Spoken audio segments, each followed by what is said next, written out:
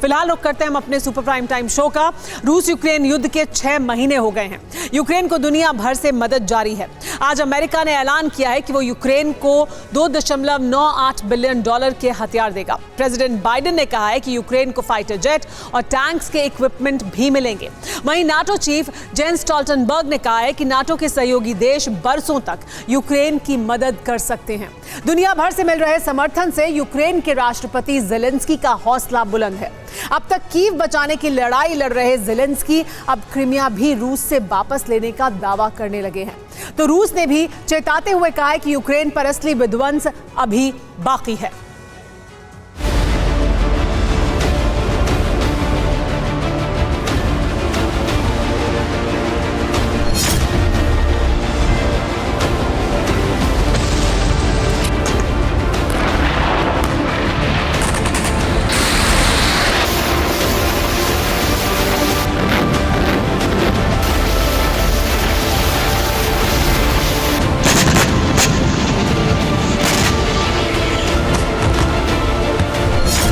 ये विध्वंस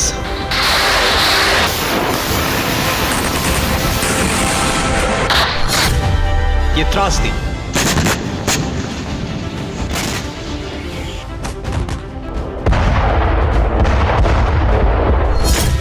ये तबाही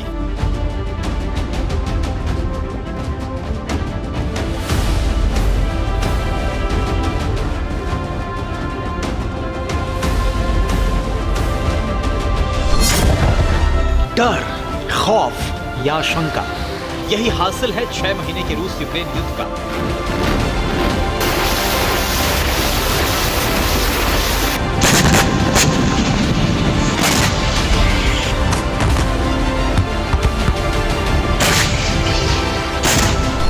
देखते ही देखते 180 दिन बीत गए।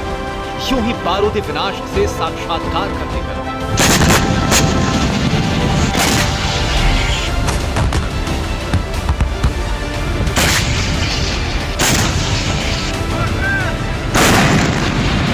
ना तो पुतिन अपने मकसद में कामयाब हो पाए हैं, ना ही ज़ेलेंस्की अपनी धरती को बचाने में।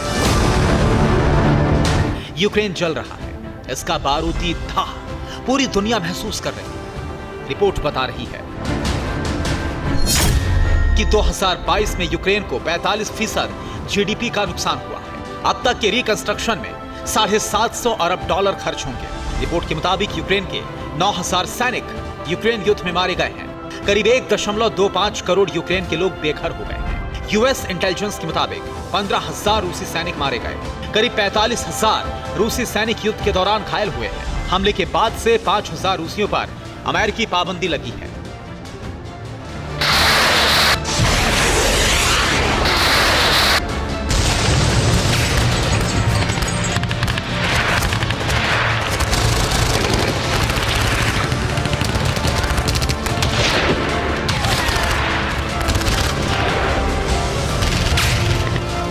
बावजूद इसके युद्ध जारी है। दोनों ओर से प्रचंड प्रहार और पलटवार चल रहा है।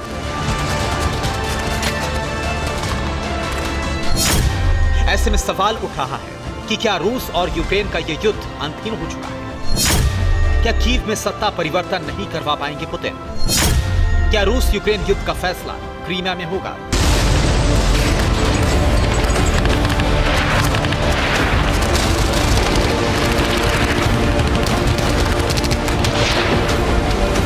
ये सवाल इसलिए उठ रहे हैं क्योंकि जो युद्ध 72 घंटे में जीतने निकली थी रूसी सेना, वो 180 दिनों से यूं ही जारी है। विध्वंस की तीव्रता में थोड़ा बहुत परिवर्तन के साथ तबाही जारी है।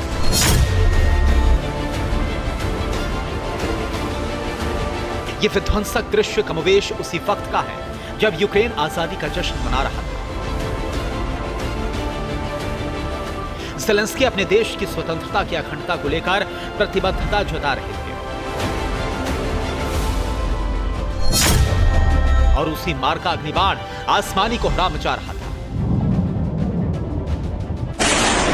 कहीं जंगल से गोले दागे जा रहे थे, कहीं दो तरफा बारूदी टकराव जारी था।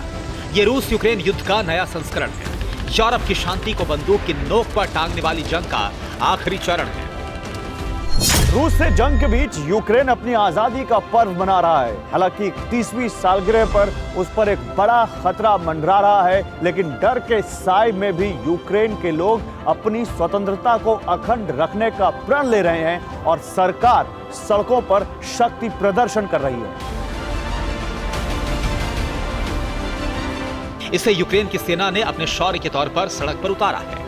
अब तक के सबसे विनाशक युद्ध में जज्बे के दम पर मिली कामयाबी को बताया जा रहा है, क्योंकि दावा यह है कि रूसी हथियार हैं। कीव की सड़कों पर दर्जन भर से ज्यादा वो टैंक खड़े किए गए हैं जिसे रूसी सेना ने सीज किया था, जिसे यूक्रेन की सेना ने अपने अस्त्र से ध्वस्त कर रूसी मंसूबों को नाकाम कर दिया। कीव पर कब्जे के प्लान को विफल कर दिया। सड़क पर एक एक तरफ जले हुए रूसी टैंक हैं और दूसरी तरफ उन शहीदों के स्मारक की पताका जो रूसी सेना के विरुद्ध युद्ध में कुर्बान हो गए। इसी कुर्बानी की बदौलत यूक्रेन अभी तक रूस को पीछे ढकेलने में कामयाब रहा है और रूसी सेना को डोनबास के इलाके तक समेटकर रख दिया गया।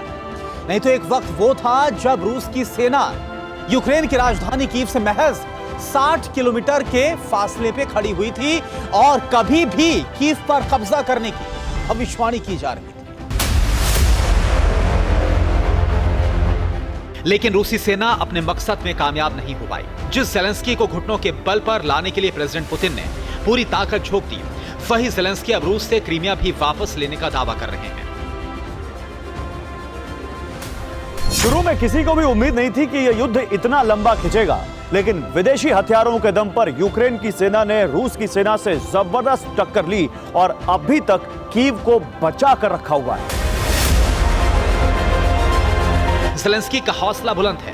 जो कभी कीव को बचाने में लाचार से लग रहे थे, उनके तेवर सख्त हो चुके हैं।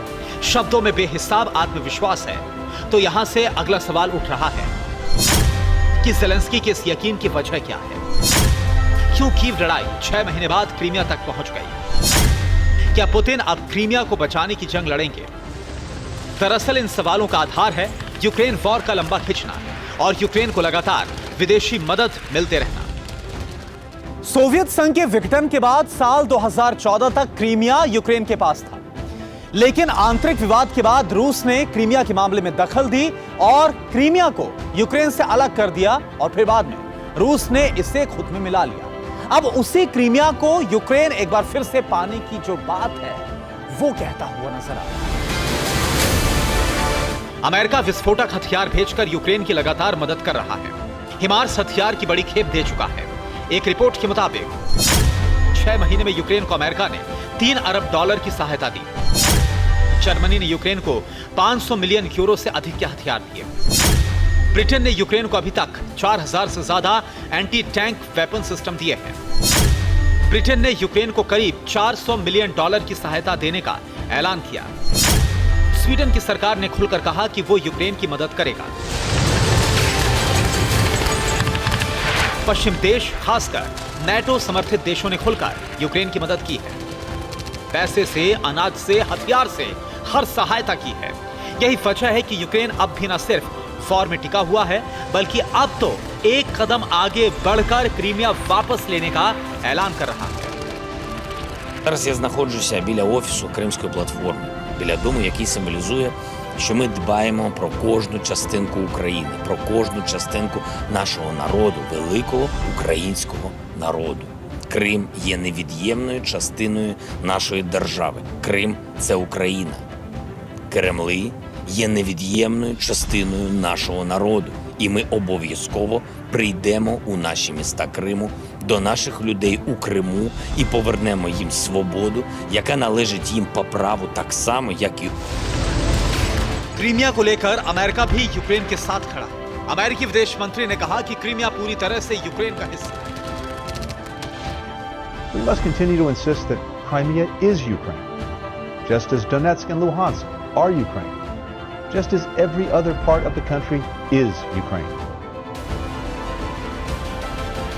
अमेरिका क्रीमिया के नाम पर यूक्रेन के पीछे दुनिया को गोलबंद करने की कोशिश कर रहा है, लेकिन रूस अपने इरादे पर अटल है। प्रेसिडेंट पुतिन के लेफ्टिनेंट और रूस के रक्षा मंत्री सर्गेई शोइगु ने दावा किया कि यूक्रेन गलतफहमी में है। रूसी रक्षा मंत्री की माने तो आम लोगों की जान के नुकसान की वजह से यूक्रेन पर प्रहार की रफ्तार धीमी हुई है। रूसी सेना अपने लक्ष्य को हासिल करने के लिए फिर से बड़ी तैयारी के साथ पलटवार करेगी। जाहिर है कि कीव से लेकर क्रीमिया तक कोहराम मचेगा, क्योंकि पिछले कुछ दिनों में क्रीमिया के रूसी ठिकानों पर कई दफे अटैक हो चुका है। आशंका जताई जा चुकी है कि यह हमला यूक्रेन की ओर से किया गया है। यह संकेत है कि युद्ध का क्रीमिया वाला राउंड भी शुरू हो चुका है। यही वजह है कि कीव से क्रीमिया तक आखिरी राउंड की लड़ाई की घनघोर आशंका है।